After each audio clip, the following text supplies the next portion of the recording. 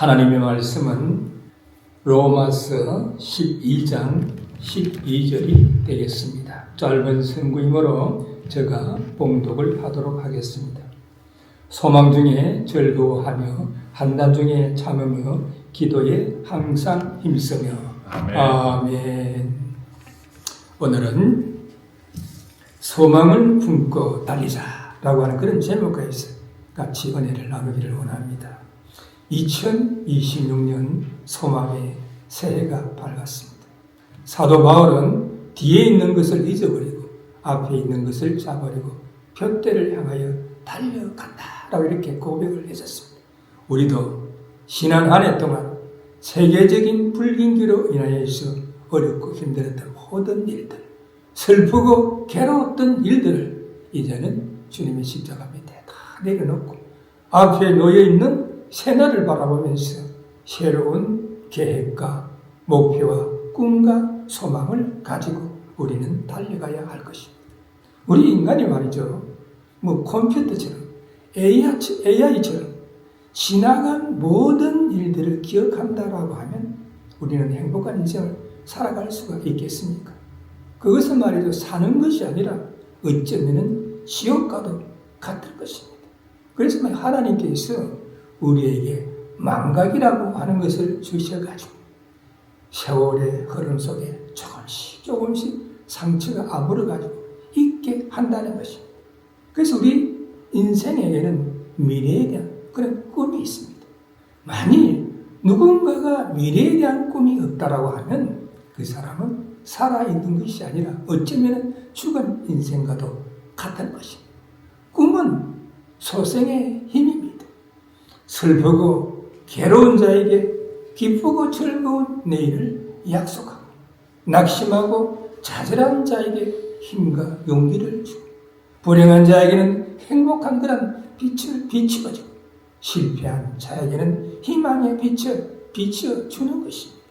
그러기에 말이야 우리가 소망을 가지면 두 번째 인생을 살아갈 수 있다고 볼 수가 있습니다. 꿈을 담은 그릇은 큰 영혼이라야 합니다. 작은 그릇에 꿈을 담을 수는 없습니다. 넓은 마음, 무엇이나 일단은 받아들일 수 있는 큰 마음을 우리는 가져야 됩니다. 누구나 사랑하고 때로는 용서할 수 있는 그런 넓은 마음을 가져야 하는 것입니다. 그러므로 꿈을 가진 사람은 가슴이 넓어야 하는 것입니다. 또한 꿈을 가진 자는 오늘을 착실하게 열심히 살면서 내일의 꿈을 가져야 그 꿈은 실현 가능성이 있는 그런 현실적인 꿈이 되고 마는 것입니다. 만약에 자신의 책임과 의무를 다하지 못하면서 큰 꿈을 가진다라고 하면 그것은 기초가 되어 있지 않는 유령의 꿈과도 같은 것입니다. 꿈은 소년에게 시를 쓰게 하고 장년에게는 에너지를 공급하고 노년에게는 젊음을 줄 수 있는 것입니다. 그래서 말이죠, 오늘 본문에서도 하늘나라에 대한 소망을 가지고 삶의 여정에서 고난과 한난이 닥친다 할지라도 참고 이기며 기도할 것을 권면하고 있습니다. 그러므로 2026년 소망의 새해는 큰 꿈과 소망을 가지고 앞에 놓여있는 표대를 향해서 우리는 달려가야 할 것입니다. 그러면 소망을 품은 자의 마음의 자세는 어떠해야 할 것인가? 오늘 본문을 통해서 볼 때 첫째 번째 파트에서는 소망 중에 즐거워해야 된다라고 1절 전반전에 말씀하고 있습니다. 소망 중에 즐거워하며, 여기서 말하는 소망이라고 하는 것은 어떤 것을 기대하는 소망을 말하는 것이 아닙니다. 확실한 소망을 나타내는 히브리적인 개념으로서 종말적인 그런 의미를 가진 소망을 말하는 것입니다. 즉 영원한 하늘나라를 바라보는 소망을 말하는 것입니다. 오직 예수 그리스도를 통한 구원의 소망만이 우리에게 즐거움을 줄 수 있는 것입니다. 그래서 말이죠, 소망 중에 우리가 즐거워할 수 있는 이유의 첫 번째는 우리는 소망으로 기쁨과 평강이 넘쳐나기 때문이라고 로마서 15장 13절에서 말씀하고 있습니다. 소망의 하나님이 모든 기쁨과 평강을 믿음 안에서 너에게 충만케 하사 성령의 능력으로 소망이 넘치기를 원하노라라고 말씀하고 있습니다. 여기서 말이죠. 소망의 하나님이라고 하는 것은 하나님은 우리 믿는 자들의 소망의 근원이십니다. 소망의 하나님은 우리들의 유일한 구원자가 되시는 것입니다. 성경에서 소망이라고 하는 것은 하나님의 약속에 근거를 두고 하나님이 허락하신 미래를 확신하는 가운데 기다리다 하는 그런 개념으로 이해가 되는 것입니다. 그래서 말이죠. 하나님께 소망을 두고 믿음 안에 거하는 자에게는 기쁨과 평강이 넘쳐난다라고 말씀하고 있습니다. 1990년대 미국 아이오와주 어느 작은 시골 교회에서 있었던 일이에요. 시골 교회인데 교회가 자꾸 부흥을 하는, 교회가 부흥을 하다 보니까 교회 내에서 사람들이 학생들을 위한 교육관을 짓는 것이 필요하다. 그러니까 자꾸들 이야기를 해요. 그래서 말이죠. 부활주일이 지나고 난 그 다음 주일 예배를 드리고 나서 건축위원들이 한 자리에 모였다는 거예요. 교회가 부흥하고 학생들이 많아지니까 교회에 출석하는 분들이 교육관을 건축하면 좋겠다는데 어떻게 하면 좋겠습니까? 라고 이렇게 미팅을 하니까 대부분이 말이에요. 부정적인 의견이 나. 전국적인 불경기에 우리가 건축하는 게 좀 무리지 않겠습니까? 이렇게 이야기를 하더라고요. 그래서 말이죠. 건축위원장이었던 페터 반저 씨가 말이죠. 결론을 내지 못하고 회의를 마치다 보니까 좀 마음이 가라앉고 침통한 마음으로 교회문을 나서게 되었다. 교회문을 나서는데 교회 앞에서 한 할머니가 꽃을 팔고 그 노파의 모습을 보니까, 옷 입고 있는 것을 보니까 참 가난한 할머니다 하는 그런 생각이 들었대. 근데 그 할머니가 꽃을 팔면서 얼굴에는 미소를 짓고 그리고 입술로는 찬송을 하면서 꽃을 팔아. 그니 페터 반저 씨가 말이 생각하기를 아니 길거리에서 꽃 몇 송이를 팔면서 뭐가 저렇게 즐거울까 싶어가지고 그 할머니 앞에 다가가서 물어봤다는 거예요. 할머니에게는 걱정되고 괴로운 일이 없습니까? 라고 이렇게 물어봤다는 거예요. 물어봤더니 할머니가 말씀하시기를 내 나이 정도 살아보시오. 왜 슬프고 괴로운 일이 없겠습니까? 나는 슬프고 괴로울 때마다 예수님을 생각합니다. 십자가에서 손과 발에 못이 박히고 창에 옆구리를 뚫려서 돌아가셨지만 3일 만에 부활하셔가지고 우리들에게 소망을 주셨지 않습니까? 그래서 나는 슬프고 괴로울 때마다 예수님을 생각하면서 어두움은 사흘 뿐이다. 소망을 잃지 말자. 사흘만 참자라고 나에게 이야기를 합니다. 그러니까 간증을 하더라는 거예요. 그래서 페터 반저 씨는 그 노파의 간증의 말을 듣고 자신의 집에 와가지고 건축위원들에게 전화를 해가지고 이 노파의 이야기를 전했다는 것입니다. 이 세상에서 가장 어리석은 결정은 시도하지 아니하고 포기하는 것입니다. 낙심과 좌절과 절망은 가장 무서운 질병이라고 볼 수가 있습니다. 우리가 말해서 인생에서 어떤 어려움이 닥쳤다 해서 걱정하고 염려한다고 해서 해결되는 일은 아무것도 없어요. 그러므로 우리가 소망을 가질 때 성령님의 역사하심으로 힘과 능력이 생기고 기쁨과 평강이 넘쳐나게 되는 것입니다. 의학자들에 의하면 우리가 소망을 가지면 육신적으로 심장에도 좋고 그리고 혈액순환, 신진대사, 소화작용, 뇌와 그리고 신경 조직에 결정적으로 활력을 불어 넣어준다는 것입니다. 그러므로 우리의 생애에서 가장 큰 의미를 주는 근본적인 요소는 믿음과 소망이다 라고 우리는 볼 수가 있습니다. 영원한 하나님을 믿는 자가 내일에 대한 우리는 소망을 가질 수가 있습니다. 그래서 말이죠. 새해에는 항상 주님 안에서 소망 중에 기쁨과 평강이 넘쳐나는 생활이 되도록 우리는 노력을 해야 할 것입니다. 또한 우리가 소망 중에 기뻐할 수 있는 이유의 두 번째는 소망으로 우리는 앞만 보고 달려갈 수 있기 때문이다. 빌립보서 3장 13절에서 14절에 말씀하고 있습니다. 여기 13절에 보니까 형제들아 나는 아직 내가 잡은 줄로 여기지 아니하고 오직 한 일 즉 뒤에 있는 것을 잊어버리고 앞에 있는 것을 잡으려고 말씀하고 있습니다. 사도 바울 그는 어떤 자였습니까? 그는 자신의 지식과 세상적인 그런 지기와 그리고 바리새파의 율법주의에 사로잡혀가지고 예수 믿는 자들을 핍박하고 그리고 교회를 잔멸하려고 했던 그런 자였습니다. 그런 그가 다메섹 성에서 주님의 음성을 듣고 그는 새 사람으로 변화되었어요. 예수 그리스도의 복음을 전하기 위해서 고난과 한난과 핍박 가운데서 소망을 가지고 앞만 보고 달렸습니다. 그럼에도 불구하고 아직 이루지를 못했다는 것입니다. 그래서 그 목적을 이루기 위해서 지난 모든 일들을 잊어버리고 앞에 놓여있는 목표를 향해서 소망을 가지고 달려갔다라고 말씀하고 있습니다. 우리 인생도 그렇습니다. 앞에 있는 목표를 향해서 새로운 계획과 목표와 꿈을 가지고 달려가는 사람이 있는 반면에 과거에 얽매여 있는 사람들을 볼 수가 있습니다. 미국에 이민에 왔으면 말이죠. 한국에 있던 것 잊어버려야 되는데 내가 말이죠. 뭐 한국에 있을 때 어떻고 내가 뭐 옛날에 어떻고 과거에 묶여있는 사람이 있습니다. 뒤를 돌아보는 것은 어리석은 일입니다. 롯의 아내는 뒤를 돌아보다가 소금 기둥이 되었습니다. 뒤를 돌아보고 달리는 경주자는 아무도 없습니다.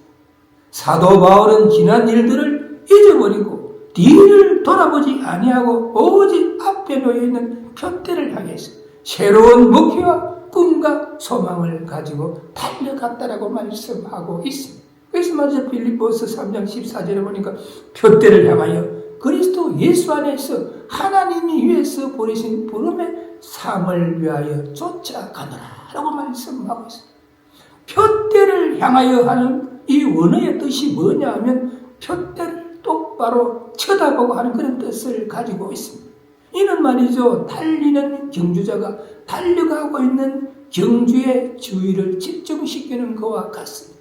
예를 들어서 말이야 100m 달리기를 하는데 스타트 라인에 딱 서서 그러면 총성이 딱 울리면은 꼬린 지점을 향해서 그냥 총알같이 달려가야 하는데 100m 달리기를 하게 하는 선수가 뒤를 돌아보면서 달렸다 우승할 수가 있겠습니까? 누가 말이지 나를 응원하러 왔는지 싶어 간종성을 쳐다보고 달려가지고 우승할 수가 있겠습니까? 100m 달리는 선수가 꼬린 지점을 향해서 앞만 보고 달리는 것이 달려야 한다는 것입니다. 그래서 말이죠. 사도 바울은 표대를 향하여 달려갔다는 거예요. 그런데 사도 바울이 표대를 향해서 예수 그리스도만을 바라보면서 달려갈 때에 좋은 일만 있었겠습니까? 때로는 목마르고 배고프고 헐벗고 사람들에게 욕을 먹고 돌에 맞고 로마의 감옥에 갇히기도 했습니다. 이러할 때 그의 마음에 얼마나 갈등이 있었겠습니까? 그래서 말이죠. 고린도 후서 11장 23절에서 25절에 보면 자신이 복음을 전하면서 당한 고난에 대해서 말씀하고 있습니다. 수고를 넘치도록 하고 옥에 갇히기도 더 많이 하고 매도 수없이 맞고 여러 번 죽을 뻔하고 유대인들에게 40에 하나 강한 매를 5번 맞고 여기서 말이죠. 유대인들에게 40에 한 대 간해주는 매 이게 무슨 말이냐 하면 어떤 사람이 잘못을 해가지고 형량을 받았는데 40대 매를 때리라 형량을 받았다. 그런데 40대를 때리다가 잘못해가지고 41번을 갖다가 때릴 수 있기 때문에 한 대를 감해준다는 39대를 때리는 그러니까 40에 하나 감해주는 매를 5번 맞았다 하니까 이 사람은 195번의 매를 맞았다. 그리고 태창으로 3번 맞았다. 여기서 태창이라고 하는 것은 채찍으로 때리는데 채찍 끝에다가 나구로 말이 별 모양으로 만든 것을 딱 달아가지고 때리는 거예요. 그냥 채찍으로 때리도 아픈데 그 채찍 끝에다가 별 모양으로 생긴 납으로 만든 걸 따다가 때리면은 그 납이 말이죠. 살 속에 파고 들어가 탁 하면 피가 튀고만 살이 튀어나와. 그걸 3번이나 말았다. 그리고 복음을 전하다가 배가 말이죠. 3번이나 파선해가지고 생사의 갈림길에서 그는 왔다 갔다 했다는 것입니다. 그때 그의 마음속에 죄의 성품이 말이죠. 자신에게 갈등하도록 만들었지 않겠습니까? 내가 말이야 얼마나 공부를 많이 했느냐, 너가 얼마나 세상적인 직책을 가지고 있었느냐, 그런데 무슨 그리스도의 복음을 전한다고 그렇게 이는 고난을 당하고 핍박을 받느냐라고 말이죠. 죄의 성품이 사도 바울이 갈등하게 만들었을 것이죠. 그래서 사도 바울은 로마서 7장 22절에서 24절에 고백하기를 내 속사람으로는 하나님의 법을 즐거워하게 내 지체 속에 있는 다른 한 법이 내 마음의 법과 싸워 나를 죄의 법 아래로 사로잡아오는 것을 보는도다. 오호라 나는 궁극한 사람이로다. 이 사망의 몸에서 누가 나를 건져내겠느냐라고 고백했습니다. 자신은 말이죠. 새 사람으로 변화돼서 예수 그리스도의 복음만을 전하려고 하는데 자신의 마음속에 있는 그 죄의 법이 자꾸만 자기를 죄의 법 아래로 세상 가운데로 끌어간다는 거예요. 그래서 오호라 너는 불행한 사람이로다. 나는 비참한 사람이로다. 이 사망의 몸에서 누가 나를 건져내겠느냐라고 그는 갈등했었습니다. 그럼에도 불구하고 표대를 향해서 앞만 보고 달려갈 수 있었던 것은 영원한 하늘나라를 바라보는 소망이 있었기 때문입니다. 소망이 있었기 때문에 그는 소망 안에서 즐거워하며 앞만 보고 달려갔다라고 우리는 볼 수가 있습니다. 그래서 말이죠. 우리도 사도 바울의 이러한 믿음을 본받아가지고 소망의 새는 지금은 얻었지만 반드시 밝은 새벽이 온다고 하는 그런 꿈과 소망을 가지고 우리는 즐거운 마음으로 앞만 보고 달려가야 할 것입니다.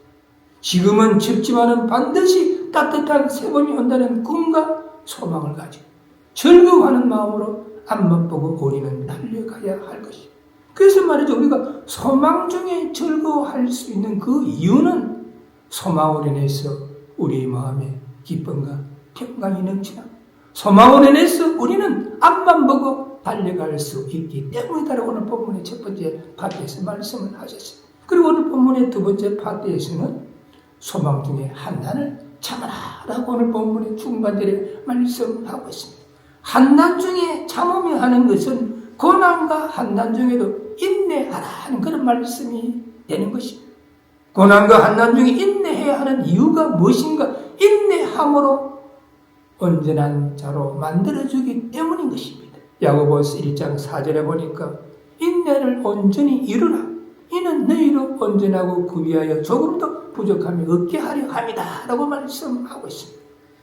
인내는 온전성이 요구가 됩니다. 온전하다라고 하는 것은 목적을 이룬다는 그런 뜻을 가지고 있습니다. 믿음의 시련과 한난이 있습니까? 야고보 기자는 인내를 온전히 이루라고 말씀하고 있습니다. 이제는 더 가망이 없다고 느껴질 때, 이제는 더 기다릴 수 없다, 이제는 더 가망이 없다, 이제는 다 망했다라고 생각할 때 꼭 필요한 것이 인내를 온전히 이루라라고 말씀하고 있습니다. 과학자 뉴턴은 말이죠, 만년에 이런 말을 했습니다. 내가 발견한 것 중에 가장 귀중한 것은 인내였다. 즉 인내가 모든 발견의 어머니가 되었다라고 그는 고백했습니다. 그러기에 본질에서는 우리에게 교훈하기를 인내를 온전히 이루라. 즉 끝까지 인내해라 하는 그런 말씀입니다. 인생의 여러 가지 무거운 짐, 시험들이 우리의 어깨 위에 놓여 있습니다. 그러나 이것들로 말미암아 인내를 온전히 이룰 수 있는 수단이 된다는 것을 우리는 알아야 할 것입니다. 그러면 우리가 말이죠, 고난과 한난 중에서 인내를 온전히 이룰 때에 어떤 복이 우리에게 약속되어 있는가? 야고보서 1장 4절 후반절에 보니까 이는 너희도 온전하고 구비하여 조금도 부족함이 없게 하려 합니다 라고 말씀하고 있습니다. 첫째는 우리로 하여금 고난과 한난을 통해서 성숙하게 만든다는 거예요. 본질에서 말하는 온전히 구비하여 하는 것은 인내의 결과로 주어지는 성숙을 말합니다. 우리의 인생 여정에서 예기치 못했던 믿음의 시련과 환난이 닥쳤을 때 인간적 생각과 감정적 판단을 하는 것이 아니라 하나님을 붙잡고 불에서 기도하고 말씀을 읽고 묵상하다 보면 믿음의 시련과 환난은 온데간데가 없고 나의 믿음이 성숙해져 있다 하는 그런 말씀을 하고 있습니다. 두 번째는 장성한 분량이 이르게 만들어준다라고 말씀을 하고 있습니다. 부족함이 없게 한다라고 하는 것은 믿음의 시련과 환난을 통해서 나 자신의 자아와 그리고 모난 것들 또한 육신의 정욕과 안목의 정욕이 다 사라지고 하나님께서 원하시고 기뻐하시는 장성한 분량의 우리의 믿음이 자라게 한다라고 말씀하고 있습니다. 수양 속담에 말이죠. 흐르는 냇물에서 돌들을 치워버리면 그 냇가에서 아름다운 노래소리를 잊어버린다라고 하는 말이 있습니다. 우리가 만약 흘러가는 냇물, 시냇가에 가면 시냇물이 흘러가면서 물소리를 내잖아요. 절절절 이렇게 아름다운 물소리를 내는 거예요. 그런데 말이죠. 그 시내에서 밑에 있는 돌들을 갖다가 싹 치워버린 것 같으면 뭐 돌이 없으니까 그냥 물이 밋밋하게 흘러가요. 그래서 말이죠. 우리는 그 시냇가에서 아름다운 물소리를 들을 수가 없게 되는 거죠. 이 이야기를 우리의 인생에 이야기하면 우리의 인생에서 고난과 한난과 역경의 돌을 우리가 치워버린다라고 하면 우리 인생에 아름다운 노래소리를 들을 수 없다라고 하는 말과 같은 것입니다. 어떤 과학자가 이런 실험을 했습니다. 쥐 한 마리를 깜깜한 독에다가 탁 잡아놓고 뚜껑을 덮었다는 거예요. 그랬더니 말이죠. 쥐가 3분 정도 만에 죽어버렸다는 거예요. 이것은 말이죠. 쥐가 체력이 없어서 죽은 것이 아니라 절망감에서 죽은 거예요. 그런데 말이죠. 쥐 한 마리를 독에 넣고 깜깜하게 만들어 뚜껑을 덮고 나서 거기에다가 구멍을 뚫어가지고 빛이 들어가게 했다. 빛이 들어가게 했더니 그 쥐가 36시간 정도를 갖다 살았다는 것입니다. 그래서 이거는 뭐냐면 의욕과 능력과 희망의 상관관계를 실험한 것이다라고 우리는 볼 수가 있습니다. 그러면 우리는 소망을 가지고 출발을 해야 됩니다.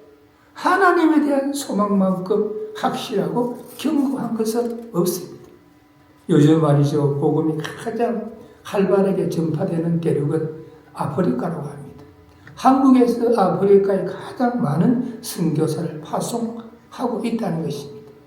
오늘날 수천만의 아프리카인이 기독교 신자가 되고 있지만은 100년 전만 하더라도 그들은 예수님을 전혀 몰랐습니다. 영국에 말이죠. 데이비드 리빙스톤이라고 하는 그런 청년이 있었습니다. 어릴 때부터 교회를 다녔었죠. 그리고 또한 집이 가난해서 어릴 때부터 일을 했습니다. 그래서 말이죠. 어느 날 자신이 출석하는 그 교회에 로버트 모펫이라고 하는 아프리카 선교사가 와가지고 아프리카 선교에 대해서 간증을 하는 그 간증 말씀 중에 이런 말씀이 있다는 거예요. 나는 지금 고원에서 마을들을 내려다본다. 사방에 마을들이 있고 오박사리에 연기가 오르고 있는데 그 모든 집, 모든 마을이 아직도 한 번도 예수 그리스도의 구원의 복음을 들어보지 못했다. 언제 누가 저리로 갈고 이런 간증의 말씀을 이 말씀을 듣는 순간 그의 마음속에 말이죠. 선교에 대한 불이 붙었다. 그래서 말이죠. 데이비드 리빙스톤이 내가 아프리카 선교에 내 생을 바쳐야 되겠다 라고 생각해가지고 그는 신학과 의학을 공부해가지고 아프리카 밀림과 벌판으로 뛰어들었습니다. 아프리카 선교를 하면서 때로는 벌레에 쏘이고 짐승에게 물리고 어떨 때는 말이죠. 야만인들의 습격을 받아가지고 생명의 위협을 느끼면서 그는 복음을 전했습니다. 때로는 가뭄과 비바람과 싸우면서 복음을 전했습니다. 그래서 그가 말이죠. 아프리카에서 복음을 전한 그 거리가 어느 정도 되느냐면 11,000마일 정도 된다. 11,000마일을 킬로미터로 계산하면 17,600km. 이것을 좀 더 쉽게 이야기하면 한국의 서울과 부산을 44번 왕복하는 그런 거리라. 그래, 그는 자신의 생애 동안 11,000마일 정도 걸어서 아프리카를 좀 횡단을 하면서 복음을 전했습니다.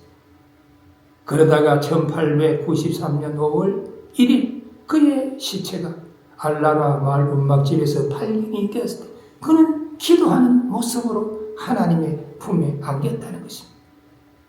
그때 그의 일기에는 다음 동네로 계속 앞만 보고 나아갈 것을 다 기록을 해놨다는 것입니다. 그러한 리빙스턴의 꿈은 100년 후 오늘날 100만 배, 1000만 배가 되어가지고 실현된 것입니다. 그러므로 영원한 하늘나라에 대한 소망을 가진 자는 어떤 고난과 한난도 끝까지 참을 수 있는 믿음의 소유자가 되어야 하는 것입니다. 왜냐하면 온전한 자로 만들어 주기 때문에, 온전한 자로 변화시켜 주기 때문인 것입니다. 또한 우리가 말해줘요. 고난과 한난 중에 참아야 하는, 인내해야 하는 이유의 두 번째는 한난은 소망을 이루게 하기 때문이라고 로마서 5장 3절에서 4절에 말씀하고 있습니다. 다만 이뿐 아니라 우리가 한난 중에도 즐거워하나니 이는 한난은 인내를, 인내는 연단을, 연단은 소망을 이루는 줄 아밀다 라고 말씀하고 있습니다. 여기서 한난이라고 하는 이 말의 원어의 뜻은 포도즙 틀에서 포도즙을 짜내는 것 같다는 거예요. 우리가 말이죠. 포도즙 틀에다가 넣고 포도즙을 만들기 위해서는 쥐어짜야 하지 않습니다. 이와 같이 고통과 땀과 눈물과 피를 짜내는 것과 같다라고 하는 그런 뜻을 가지고 있습니다. 그러한 한난을 갖다가 인내하라. 여기서 인내한다 해서 인간적으로 인내할 수 있는 것이 아닙니다. 소망 중에 성령님의 힘에 의지해서 참고 견디는 것을 인내하라는 것입니다. 그리고 인내함으로 인해 가지고 우리는 연단을 받게 되는 거예요. 엄격한 시험을 받게 되고 혹독한 시련을 통과하게 된다는 거예요. 마치 말이죠. 불순물이 묻어 있는 금덩이를 갖다가 말이죠. 불 속에서 계속 재료를 하다가 보면 불순물이 제어가 되고 나중에는 정금, 순금이 만들어지는 것처럼 한난을 참고 견딤으로 인해 가지고 우리는 정화가 되는. 그래서 말이죠. 연단을 거친 후에 소망을 이루게 된다라고 말씀하고 있습니다. 사도 바울의 공식에 의하면은 한난과 고통이 소망으로 전환하는 놀라운 기적은 인내를 온전히 이루는 것에서 시작된다라고 말씀하고 있습니다. 그래서 말이죠. 로마서 8장 24절에서 25절 이렇게 말하고 있습니다. 우리가 소망으로 구원을 얻었으면 보이는 소망이 아니니 보는 것을 누가 바라리. 만일 우리가 보지 못하는 것을 바라면 참음으로 기다릴지니라 라고 말씀하고 있습니다. 하나님을 믿는다는 것은 구체적으로 뭡니까? 소망을 가지고 사는 것을 의미하는 것입니다. 그러므로 소망을 가진 자는 고난과 한난 중에도 참으며 인내할 수가 있고 또한 고난과 한난을 통해서 연단을 받음으로 자신의 믿음이 성숙할 수가 있고 그 결과 소망을 이루게 된다고 말씀하고 있습니다. 우리가 말이죠. 인생의 결과를 한다라고 하면 정말로 인생이 싱겁고 재미가 없고 무의미할 것입니다. 그런데 우리는 결과를 할 수가 없기 때문에 보이지 않기 때문에 우리의 인생이 어렵고 힘이 들어도 인내하는 과정 속에서 소망을 가지게 됩니다. 소망을 가질 때에 용기와 투지를 우리는 얻게 되는 것입니다. 2차 세계대전 당시에 나치 독일의 처참한 유대인 수용소에서 포로 생활을 하면서 인간에 대한 관찰을 기록한 빅터 프랭클 박사의 저서 중에 의미를 찾는 인간의 탐색이라는 책이 있어요. 이 빅터 프랭클 박사는 2차 세계대전 때 유대인들의 수용소, 그 악명 높은 아우슈비츠 수용소에 갇혀있던 사람, 그는 극적으로 살아났어요. 그래서 그 그때의 상황을 생각해가지고 의미를 찾는 인간의 탐색이라고 하는 그런 책을 썼는데, 이 책 속에서 그런 우리 인간의 삶을 이렇게 구분했습니다. 마음으로 포기한 사람은 몸도 곧 쇠약해 죽고 그것은 죽음으로 연결되었다. 반면에 소망을 끝까지 가진 사람은 마음도 몸도 건강하였고 끝까지 살았다. 소망을 가진 사람은 자기의 소망을 이미 이뤘을 뿐만 아니라 절망 속에 있는 사람들을 도와주고 그들로 하여금 소망을 갖도록 했다라고 기록을 하고 있습니다. 그러므로 2026년 새해는 우리는 소망을 가져야 하는 것입니다. 하나님에 대한 소망만큼 확실하고 견고한 소망은 없습니다. 하나님에 대한 소망을 둔 자는 고난과 환난 중에도 인내할 수가 있고, 인내함으로 연단을 받아 힘과 능력을 얻어서 우리는 승리할 수가 있고 소망을 이루게 되는 줄 믿으시기 바랍니다. 그래서 말이죠, 소망 중에 환난을 참아야 하는 그 이유는, 환난은 우리로 하여금 온전한 자로 만들고 환난은 소망을 이루게 하기 때문인 것입니다. 그리고 오늘 본문의 세 번째 파트에 와서는 소망 중에 기도에 항상 힘쓰라라고 본문의 조금만 전에 말씀하고 있습니다.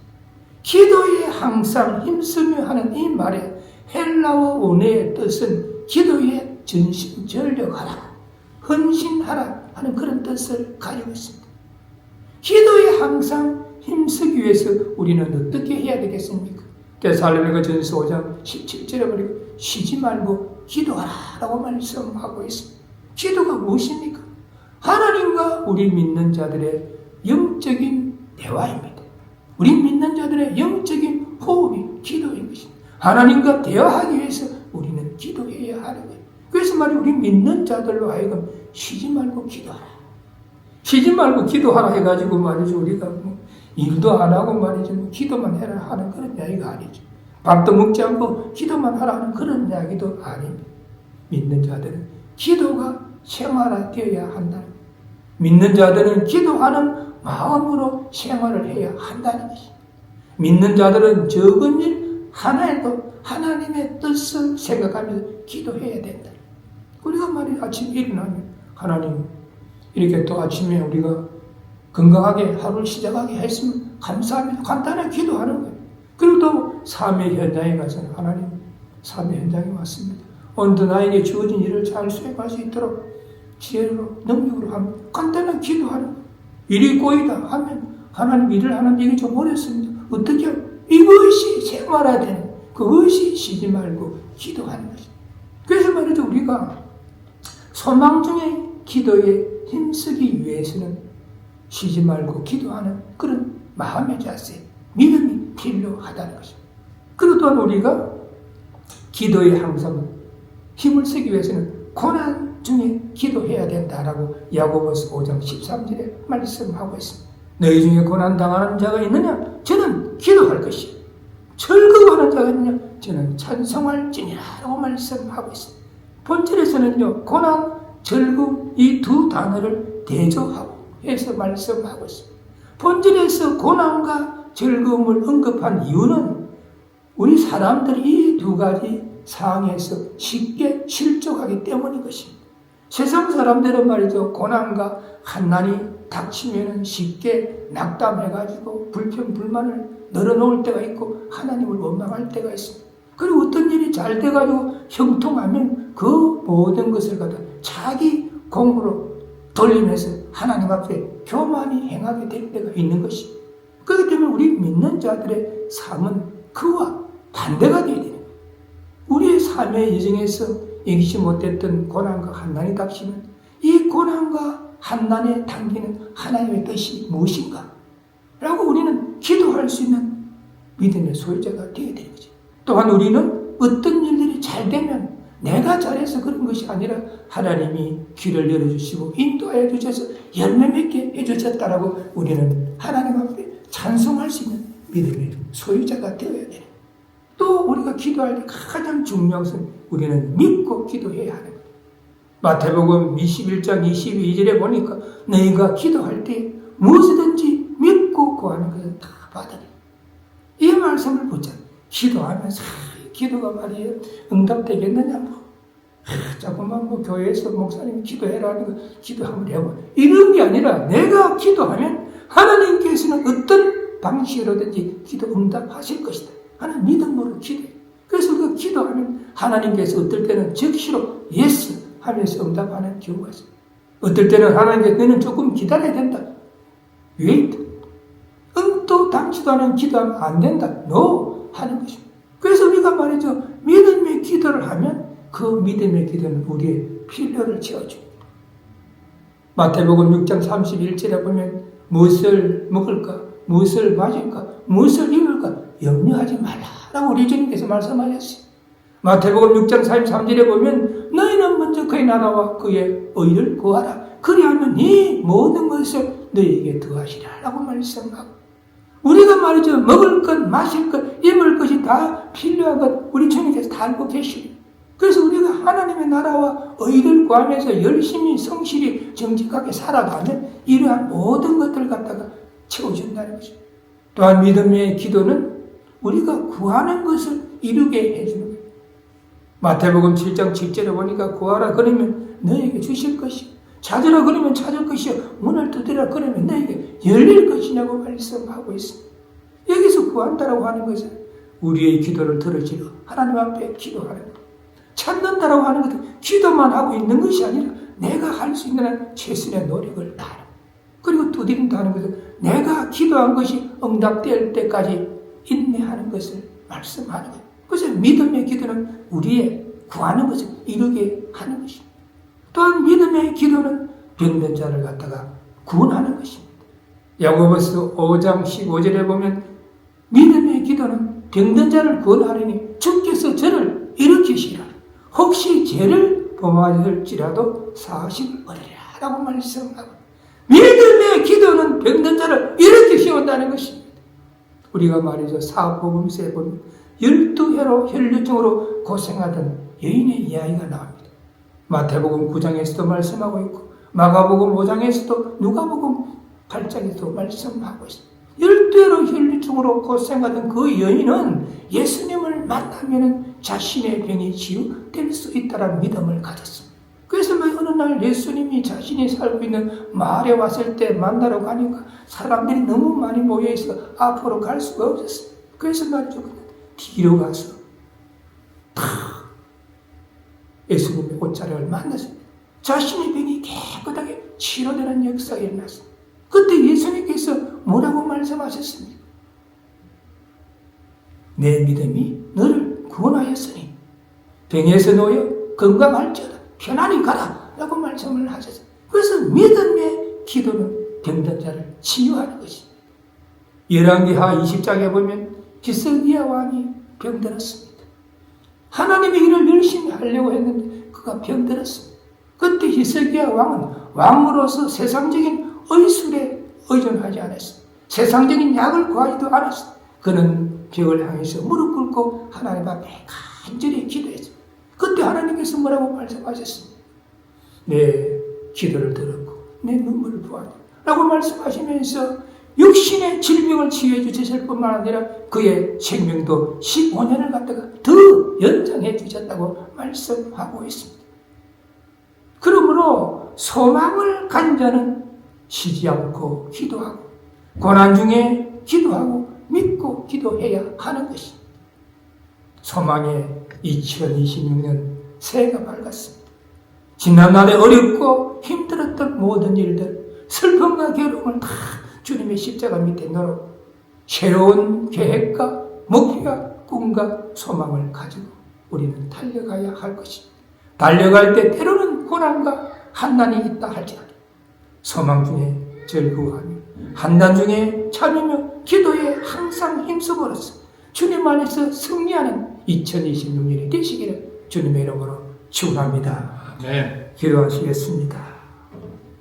사랑의 주님, 소망의 2026년 새해 첫째 주일 오늘도 주님을 사랑하는 아름다운 마음들이 한자리에 모여서 신령 그 깊은 곳에서 우러나오는 목소리로 하나님을 찬양하며 또한 진리의 말씀 안에서 올 한 해 동안 어떻게 삶을 살며 신앙생활해야 할 것인지 믿음 안에서 우리의 자신을 다시 한번 생각하게 하시는 감사를 드립니다. 오늘 진리의 말씀은 우리에게 교훈하시기를 소망 중에 즐거워하며 한단 중에 참으며 기도에 항상 힘쓰라라고 말씀하셔서 오늘 증거된 말씀을 다시 한번 붙잡고 우리의 삶의 여정에 고난과 한난이 있다 할지라도 영원한 하늘나라를 바라보는 소망 가운데서 항상 즐거워하면서 한 해를 살아가게 하여 주시옵시고 이기지 못했던 고난과 한난이 닥친다 할지라도 하나님의 말씀 붙잡고 끝까지 인내하면서 살아가게 하여 주시옵시고 또한 이기지 못했던 고난과 한난이 닥칠 때 인간적이고 세상적인 방법에 의존하는 것이 아니라 만군의 여호와 하나님만을 믿고 의지하면서 기도할 때 하나님께서 저희들의 길을 인도하여 주셔서 소망의 2026년도에는 우리의 계획과 목표와 꿈과 소망이 이루어질 수 있도록 우리 모두를 인도하시고 넘치도록 축복하여 주옵소서. 우리 주 예수 그리스도의 이름으로 간절히 기도드리옵나이다. 아멘. 지금은 올 한 해 동안도 눈에 보이시지 아니하시는 손길로 함께 하시면서 우리들의 삶을 지키시고 인도하실 우리 주 예수 그리스도의 은혜와 올 한 해 동안도 우리들의 삶이 어렵고 힘이 든다 할지라도 영원한 하늘나라를 바라보는 소망 가운데서 살아가게 하실 하나님의 크신 사랑과 오늘도 우리의 마음 가운데 내재하시고 감화감동케 하시는 성령님의 역사하시니 소망의 2026년 새해를 맞이하여서 우리 모두 오늘 증거된 말씀을 다시 한번 붙잡고 우리의 삶의 여정에 어려움이 있다 할지라도 영원한 하늘나라를 바라보는 소망 가운데서 즐거워하는 마음으로 살아가기를 소원하고 이기지 못했던 고난과 한난이 닥친다 할지라도 하나님의 말씀 붙잡고 끝까지 인내하기를 소원하고 또한 어렵고 힘들 때마다 만군의 여호와 하나님만을 믿고 의지하면서 살아감으로써 주님 안에서 승리하는 아름다운 삶을 살아가기를 소원하는 이 자리에 모이신 모든 분들과 그 가정과 삶의 현장 위에 직업으로부터 영원까지 함께할지어다. 아멘.